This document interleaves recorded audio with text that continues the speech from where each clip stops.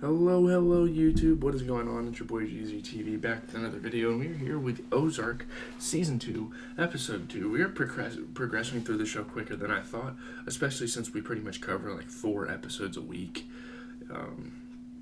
But yeah, I guess we're waiting around to die in this episode, so let's get into the plot, kind of discuss some things, and that'll be it. Marty Byrde says, it's so hard doing business when you can't trust anyone. I mean, that's a very true statement, and that's especially been true, and that's especially been a relevant thing recently in the show. So let's get this out of the way. The second episode of the new season of Ozark is a pretty frustrating one, an episode that falls back on a few of the characters' crushes of the first season, and gives one that the sinking feeling that the mid-season sag that often hampers Netflix dramas is starting very early here. I'm not really sure how I feel about this episode. It's not even really as engaging as some of the episodes of the first season. Let's hope it's just a fluke, something that writers needed to get out of their system, and that the pace will pick up soon. I'm not sure though. 2 episodes in, and it doesn't really seem like, I don't know. Did Ozark really need to return to questions of Wendy's marital fidelity? Yes, she turns down Charlie Wilkes after what she perceives as a quid pro quo offer of sex for political capital, but it still feels like a cheap development given the Byrdes still haven't really recovered from Wendy's cheating last season. And the Cade Ruth arc had a similar gamesmanship this episode that felt weak. I don't know. Some of the dynamics, it's really strange. Like, there's not a lot of motives anymore behind why these characters are doing what they're doing. We kind of touched base on some of these things in season 1, so why are you kind of going back? I don't know. Did anyone really think Cade was suddenly his daughter's greatest cheerleader and willing to work for her? No. I mean, she offered him a job. Are you serious? You think he's going to take that? He's fucking sexist. He's abusive toward his daughter, and now you want us to believe that he's actually going to work for her? It wasn't so much a shock when Cade abused his daughter in the car as an inevitability. And a drama never really works when you get the sense that it's just delaying the inevitable to get to a predetermined runtime. I don't know, man. Despite those narrative disappointments, there was just enough to stay optimistic about where Ozark is going next. I'm obviously going to keep watching the show. Nothing is going to stop me from watching the show. It's just, I don't know. As expected, 3 familiar faces returned this episode. Season 1 regulars absent from the Season 2 premiere, but ready to get back into the Byrdes' business. The first appeared after Wendy went to a prayer lunch to try and woo some votes for the casino plan, and sees Mason Young preaching for money on a sidewalk. I mean, that's what you call down bad. I mean, this guy's lost his wife. It seems he's lost everything. He's lost his morale. He's trying to preach the word. It's so fucking sad, We gotta feel bad for the guy, because he wasn't even really trying to get involved with anything to begin with, and then all of a sudden his wife gets killed and he has to deal with this baby and nurture it. It's a very tough spot for him to be in. It looks at one point like Mason might actually even see Wendy staring at him, but either doesn't recognize her or pretends not to notice. So many things are weighing him down, the last thing he wants to see is Wendy Byrde, He keeps preaching, his baby by his side, and the idea is planted in Wendy's mind that the Byrdes are responsible for this horrible fate. I mean, that may be true, but business is business, and sometimes you have to kind of move on, and that's kind of what Marty's trying to say to her. She even brings it up later that night to Marty, and it feels like she will try to fix Mason's life, which is unlikely to end well. I don't think Mason wants her to try to do that. I think he just wants them out of his life. I mean, I feel like he's just kind of tired of them. Yeah.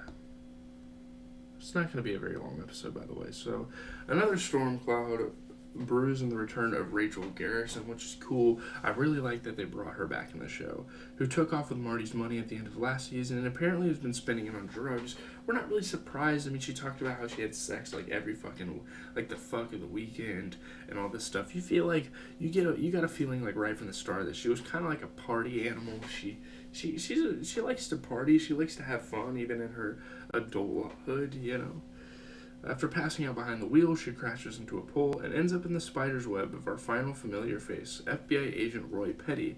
Another good return, because I feel like he can't just dissipate from the show. I mean, he's still chasing Marty Byrde, and he's probably going to be an antagonist for the entire show run, I would say, until maybe he gets handled. I don't know. We'll have to see. But, yeah, obviously her crashing her car is super unlucky because she ends up in jail for reckless endangerment. She had some drugs in her system. She had drugs in her car. I mean, yikes. After everything that went down last season, Petty is going to once again use someone to get more information on Marty Bird, and another twist this episode that stretched credulity and felt repetitive. Having said that, it's nice to get Jordana Spyro and Jason Butler Harner back into the mix. Let's hope the writers give them more to do than just repeat the errors of last season, because I feel like that's kind of a possibility. The return of Marty, Rachel, and Roy will clearly drive some future episodes. Rachel, Roy, not Marty, who is it? Mason. But this one actually focused more on the development of Wendy's political career and Ruth's upward mobility, something her asshole father is almost certainly going to derail. I mean, that seems inevitable too. It is interesting Wendy getting back into politics. I kind of like that storyline. Wendy works with Charlie to get the remaining votes to move the casino cap in Missouri from 13 to 14, even going as far as to entrap and frame the husband of one senator, which is kind of insane. When they appear to be one vote short, Wendy thinks that Charlie wants to sleep with her to make it happen. She says no and leaves. She even tells Marty about it, but he hears her drive away in the middle of the night. It appears that she still doesn't go through with it, but Charlie pulls his trigger anyway, using his blackmail material on the remaining vote that they need to at least turn into an absent. So they're short of a vote, so now it's tied, and usually with a tie, the bill gets passed. It's got to be either a tie or a majority. They'll get their casino passed, and Wendy will owe Charlie a favor. Will she now? Meanwhile, Marty has an adventure into Buddy's mobster past while trying to fit all the pieces together to make the casino a reality. And I guess we're starting to kind of learn about Buddy's past, and that's a pretty cool moment for this show. He learns that there's a power player in Kansas City named Frank Cosgrove who's basically stopping all progress on the casino, sometimes through force. I mean, he kind of owns a bunch of businesses. He doesn't want a casino coming through taking his business away, you know. Marty's lodger friend Buddy has a history with Frank and a cool nickname, Jimmy Small. Sounds like a classic gangster nickname. Buddy plays a nostalgia card on Cosgrove and forces him to negotiate with Marty, who claims he has a creative approach to moving money. Whether or not Buddy actually slept with Cosgrove's wife remains a mystery. I mean, he probably did, given Frank's reaction.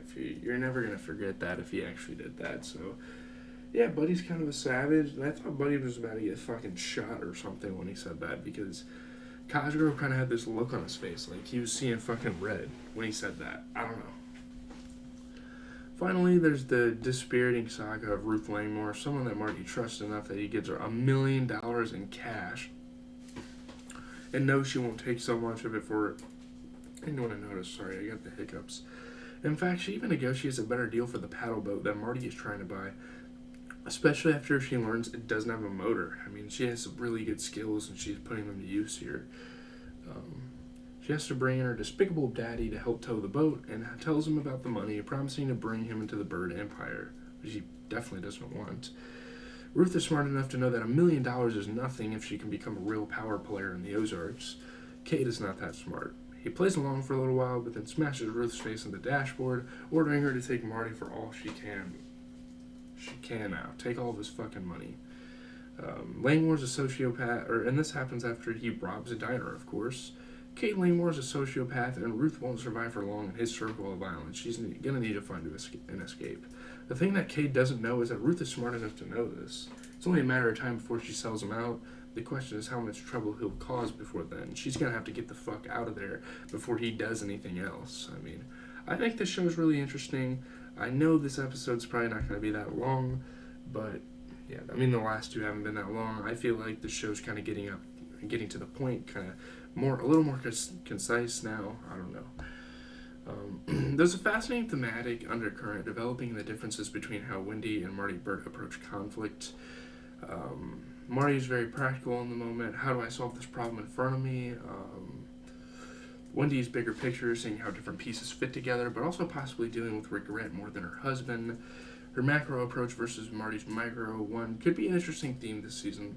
Does it make them a perfect team or drive them apart? Which one's going to work better? I think there's some really cool storylines at play here. Much has been made about how many Netflix shows feel dragged out, especially in the center of their seasons, and this was a chapter that felt more like a stretch than a build, so we'll have to see. Leave a like, comment, subscribe. As always, this is GZTV, giving you guys the best TV show content out there. I'm getting this video out to you guys probably by like 11 o'clock in the morning here, and then I'm going to start recording my NFL Week 2 recaps for tomorrow, because there were some pretty good games this weekend. There's more games on tonight, so yeah. I'm out, guys. Have a good rest of your day.